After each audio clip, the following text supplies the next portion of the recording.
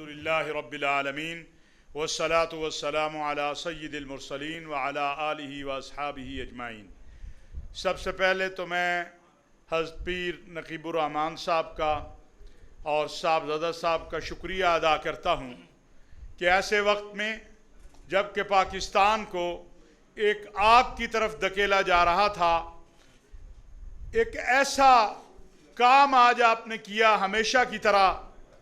اور ابھی جب میرے بھائی حامد الحق صاحب داخل ہو رہے تھے تو مجھے وہ وقت یاد آ رہا تھا جس صبح ملی یکجہتی کونسل کا قیام ہوا تھا۔ اس رات ہم آپ کے پاس آئے تھے حضرت مولانا سمیع الحق شہید رحمۃ اللہ علیہ کے ساتھ، اور آج آپ نے اسی عمل کو دوبارہ دہرایا ہے۔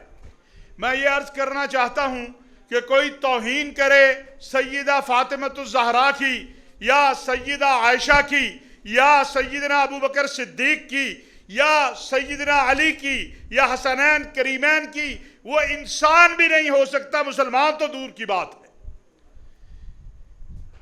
اگر آج ہم اس فلسفے کو کسی کو مان لیں کہ سیدہ طیبہ طاہرہ فاطمۃ الزہرا رضی اللہ تعالی عنہا سے خطا ہو سکتی ہے تو اسلام کی عمارت گر جائے گی۔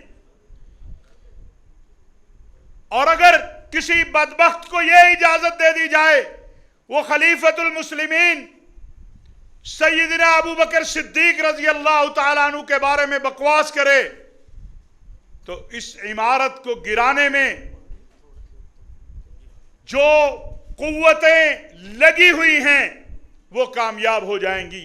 لہذا اصحاب رسول و اہلبیت کی عظمت، صداقت، خلفاء راشدین، امہات المؤمنین، ائمہ اتحاد، حضرت امام مہدی جو ملی یکجہتی کونسل میں اور متحدہ علماء بورڈ کے ضابطہ اخلاق میں مین نقطہ ہے کہ ان کی توہین، تنقیص، تکفیر یہ حرام ہے، اور جو بھی کرے آج ہم اعلان کرتے ہیں کہ اس کا کسی مکتبہ فکر سے کوئی تعلق نہیں ہے۔ میں مشکور ہوں، بالکل پیر صاحب نے جو بات کہی، کیونکہ زور سے یہ بات کہنے کی ضرورت ہے کہ جو بھی اہل بیت یا اصحاب رسول کی توہین کرتا ہے، نہ وہ شیعہ ہے نہ وہ سنی ہے، وہ مودی اور استعمار اور راہ کا ایجنٹ ہے۔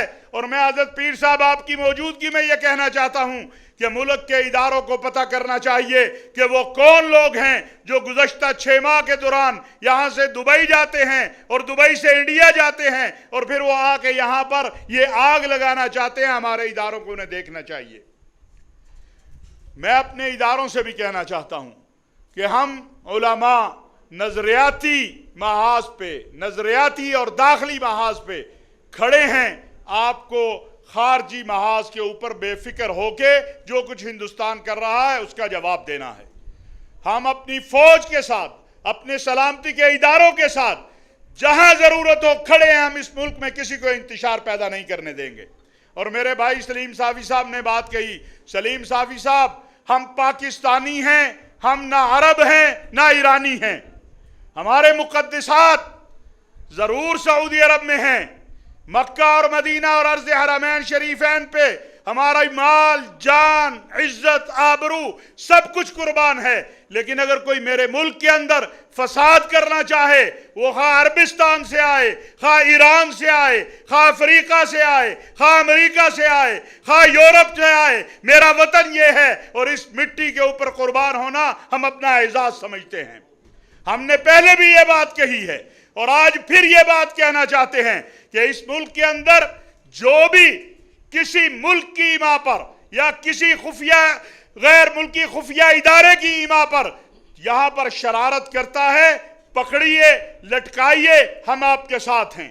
محترم جناب پیر صاحب، میں ایک عرض کرنا چاہتا ہوں پاکستان علماء کونسل کی طرف سے، متحدہ علماء بورڈ پنجاب کی طرف سے، کہ جناب توہین آمیز جو واقعات ہو رہے ہیں، ہم والنٹیئرلی آپ کی خدمت کے اندر اپنے والنٹیئر پیش کرتے ہیں جو آپ کو پورا کیس بنا کر دے دیں۔ بدقسمتی یہ ہے جب وہ پورا کیس بنا کے ایس ایچ او کے پاس جاتے ہیں، وہ کہتا ہے میرا کام نہیں، ایف آئی اے کا کام ہے۔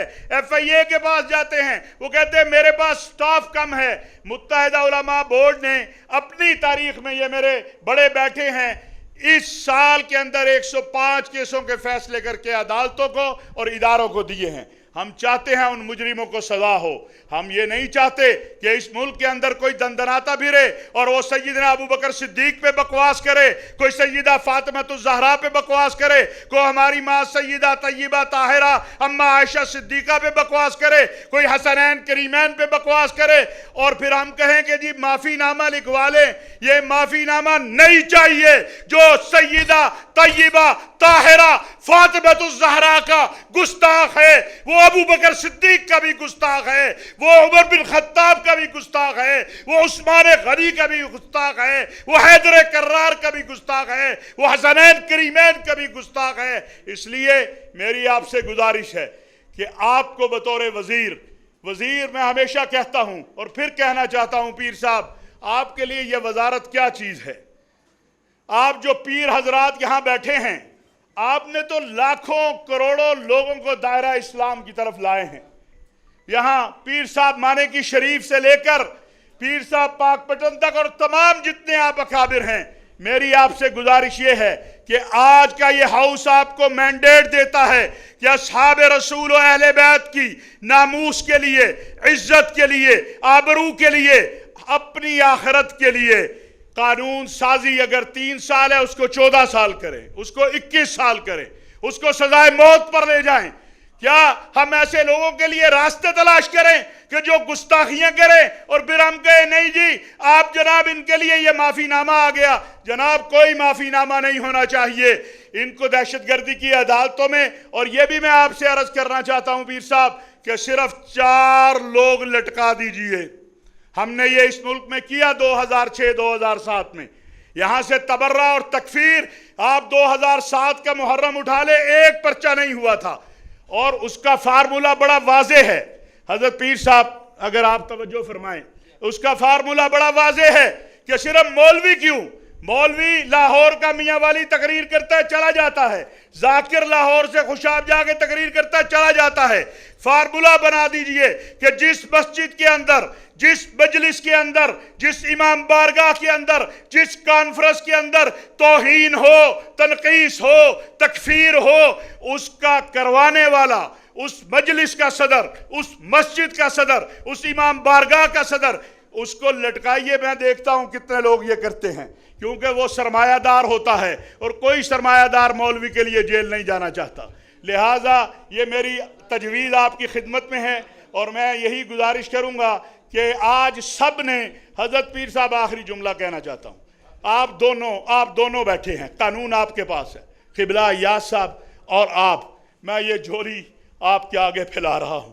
اس ملک کے لیے، اس قوم کے لیے ہمیں اصحاب رسول و اہل بیت کی ناموس کا قانون دے دیجئے، یہ سلسلہ بند کر دیجئے۔ یہی تحفظ پاکستان ہے، یہی تحفظ اسلام ہے، یہی تحفظ دین ہے، یہی تحفظ فوج ہے، اور یہی تحفظ عوام ہے۔ وما علینا الا البلاغ المبین۔